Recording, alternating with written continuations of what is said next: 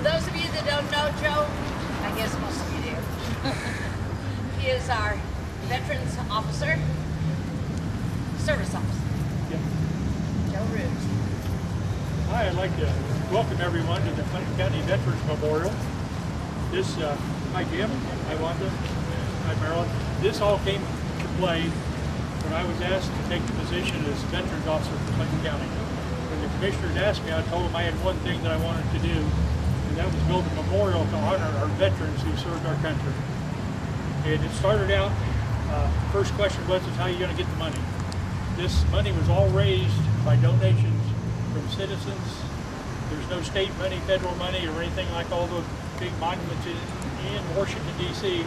This is all done by us. That's what makes ours special to me, is that we have a memorial that I think is second to none.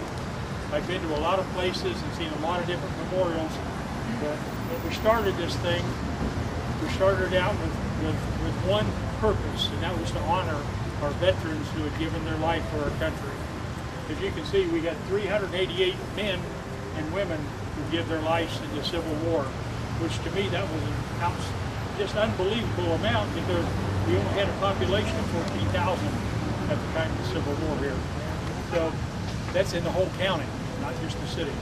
So we started with Joseph Douglas, who was our first veteran that was killed in the Mexican War. He was killed in 1846, roughly. And I guess the purpose of me being here today is a lot of people see these memorials and they have questions about why they were done the way they were, or how we could do to make it better. So instead of me talking about what's here, I'd rather open it up to you guys and let you guys ask questions about any and all issues that we have here. If that doesn't work, I'll go ahead and talk to you.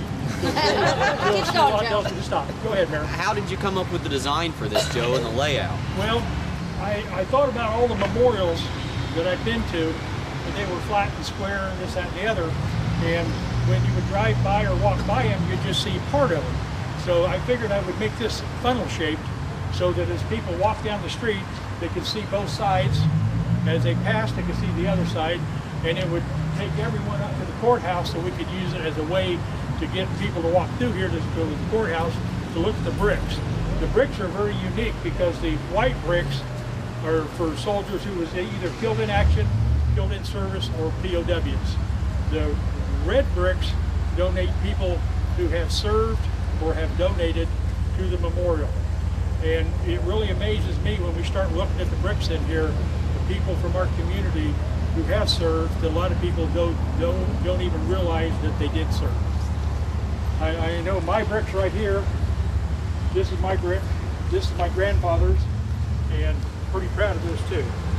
And Dr. Bush is right above me. We're having a class reunion today, by the way, class of 1965. Their bricks right up here at the top, right next to the memorial. They was one of my first people that actually donated to the memorial. As I got going, the bricks came in so quick. How do I accompany everybody that wants to be in the memorial? So I added the two signs on it because it went so quick that this front part would have filled up. A lot of the memorials that I've been to, they had bricks just jammed up against each other. World War II memorial in New Orleans, they have sidewalks around it, and the bricks are all jammed together. You can't read them. There's no distinction between everybody. So when I designed this, I laid it out with every other brick, every other row, so that everybody has their own little square in there. As it grew, I added the two wings on it. I went to the commercial industries and the civic clubs, and I got the benches sold to be able to put around it so that people would be able to sit here. Almost any week, any time of the day, especially at night when it's nice and cool and calm, you'll see people sitting out here. They'll be sitting out here reading, or they'll just be looking at the bricks. And by the way, the sheriff and the jail, we have monitors here.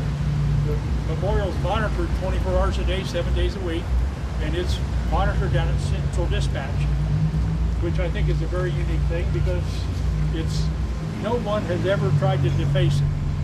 And to me, that's a pretty good thing. You know, this has been in here since like 2004, I think it was, or 5. And a lot of places you see, I own one of the buildings where the murals are, and it's had spray paint on them a couple times. No one has ever came in here and tried to deface this, which I think a lot of people have respect for this as being somewhat of a hallowed ground. The commissioners also passed a couple ordinances to help me protect it also. So, the second part of the memorial is called the Flag Memorial. After I sold out all the room I had here, I didn't want to turn anybody away. So then I came up with the idea of my center flagpole, which is now at half staff in commemoration of 9/11, is 35 foot tall. That flag is 6 foot by 10 foot. A lot of your flags you see at places are 4 by 5.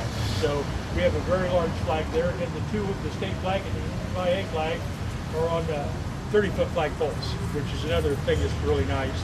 And then I arched the flags around the back for all the 5 military organizations, so when the wind blows, none of the flags should touch each other, which is one of the common problems you have when you have a lot of flags flying together as they get wrapped together and tattered and stuff. I looked at a lot of different memorials, and I've seen all these chafed flagpoles. So I didn't want my flagpoles to be chafed, so I put what's called internal halyards in there. The mechanism for raising and lowering flags in the back of the poles, there's some access levers. You can see on the bottom of those we have weights, and the cord goes up the middle. So we have no chafing to our poles. Okay, you want to walk back down here and look at it for a second? Show everybody something else that's unique about our memorial in metric. So with me not being the smartest person in the world, I had to convert it from metric to inches so I could use my rulers. So I put little pasties down, marked it out, then we moved the pasties till we got it so that whenever the sun hit it hit it perfectly. So spring ahead and fall behind is why the numbers are set up the way they are. This actually was the brainchild of Russ Kaspar. Russ came up with the idea of this. He approached me, and this is something I thought was a good addition to ours because it's educational. It's something that will be here forever. That's Russ's saying that he gave me for it. Everybody asked me about the big cube. I don't know if you, the bottom part of that cube weighs 5,000 pounds. The top part weighs 3,000. And those have the depictions of the 4 generals in Clinton County. And I had a guy come up to me and said, "Don't you worry about somebody stealing that?" My response to him was, if they're big enough to steal that thing, I sure hell ain't gonna try to stop it. You know? So it's kind of unique because as I went around it, each one of these gentlemen had something spectacular that they did for our country. And this side over here is Jim Record, who was he's the only one who has passed. The rest of our generals are all still living. Jim Record was head of, a lot of you guys have probably heard of General Schwarzkopf. Well, the guy behind General Schwarzkopf who designed the first invasion was General Record. And he was also commander of Davis-Monthan Air Force Base. And every time he would fly in, they would fly him into Grissom. They would have all these signs of welcome to get back to Clinton County. The bridge out between Clinton Central and Michigan Town is named after General Record. I was able to get that done. That's not an easy task to do because you have to be sponsored by a senator and a representative to be able to get that done. And we was able to get it through both the House and the Senate. And Jay Kelly, a lot of you guys might remember Bob Kelly, who was sheriff. He was actually the one who hired me at the deputy when I worked there. And he was head of NASA. He's now head of what's called the Falcon Foundation. That's the foundation who puts veterans in the Air Force Academy. That's what Jay does. General Lucas worked for the CIA in the White House and Pentagon. General Olin flew C-130 gunships in Vietnam. Jumping back to General Record, he flew 17 different aircraft. He was grounded twice because he flew so low, supporting the troops, that they were putting holes in his plane. So they warned him and says, hey, stay up, stay high. And he says, I can't stay up and high and help my troops. So that was kind of interesting. Again, we're having our 50th class reunions tonight, and General Lucas's daughter is in our class. So that was kind of unique. My brother played basketball with General Olin. The lights that we have come on, bog the dust, and anybody ever been to Las Vegas to Venetian Hotel? These are the same. Jim waves his hand, the only guy that's got money. These go up 25 foot and then they open out. And I could not understand how they do that, but if you're ever out here at night and there's any fog or anything like that, the beams actually come up and then they spread out to illuminate around all the flags.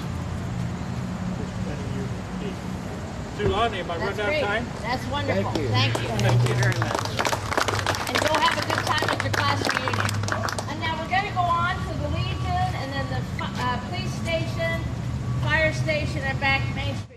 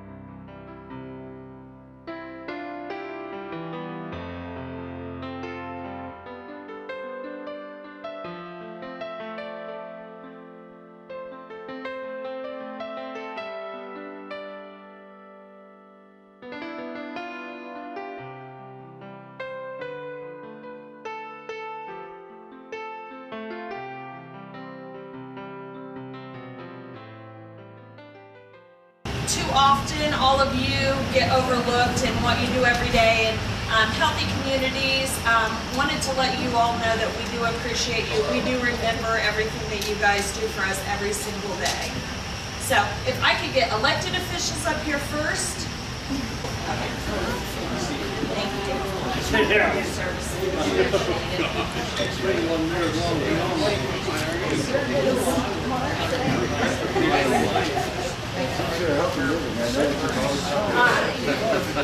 Ooh, look at all those guys we got at it.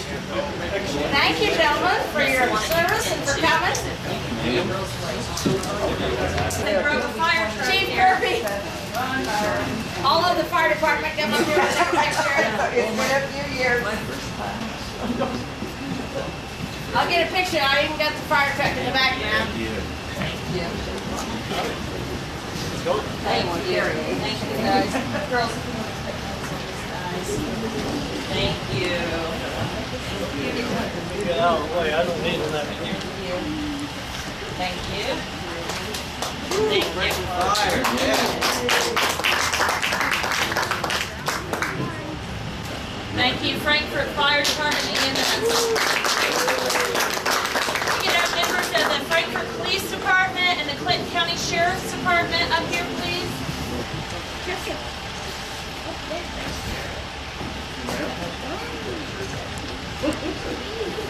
I saw that. It's that Colfax thing. Thank you for your service. If I have any representatives from service organizations or volunteers, please come forward. That's you. Did she give up on us? We love our volunteers. Thank you very much.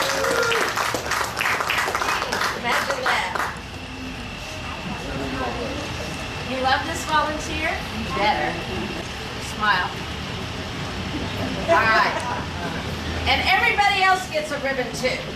Yes, everyone, you girls just go around and hand everybody else. Yeah. Thank you for participating. Millard, if you'd be so kind, he has a few words for us that are appropriate for 9/11. Girls, come on up and sit down. Kids, come on up and sit down.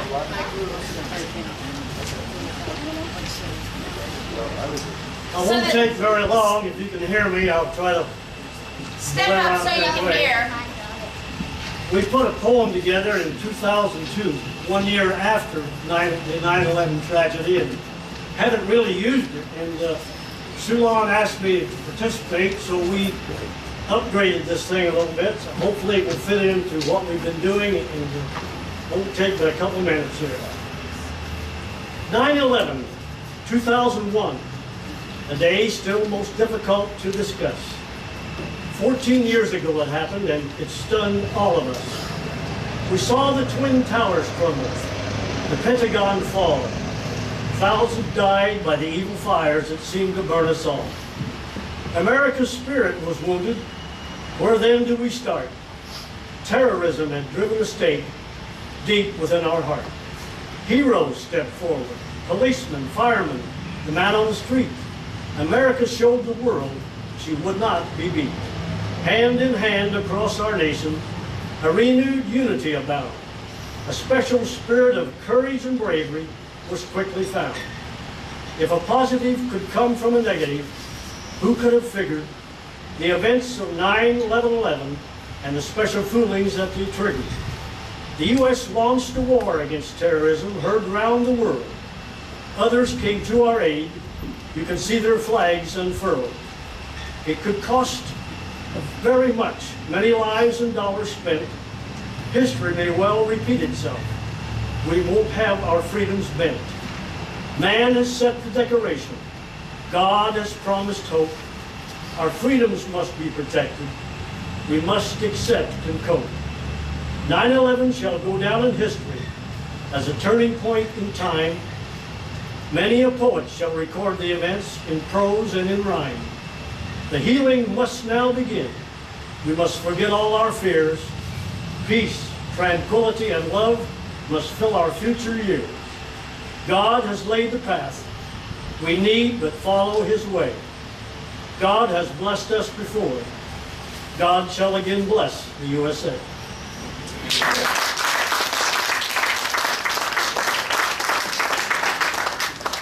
We want to thank everyone for coming. A reminder that at the American Legion there is a pork burger dinner. It's a free will offering open to everyone and their families.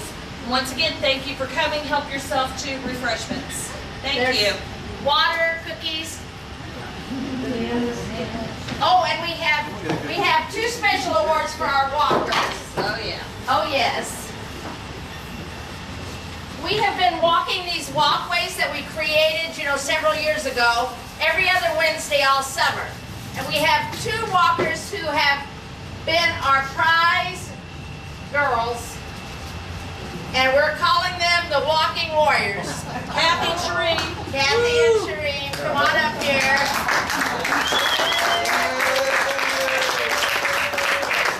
Stand there with Laura. Turn your shirts around. And we hope next year to have many more. Smile, ladies.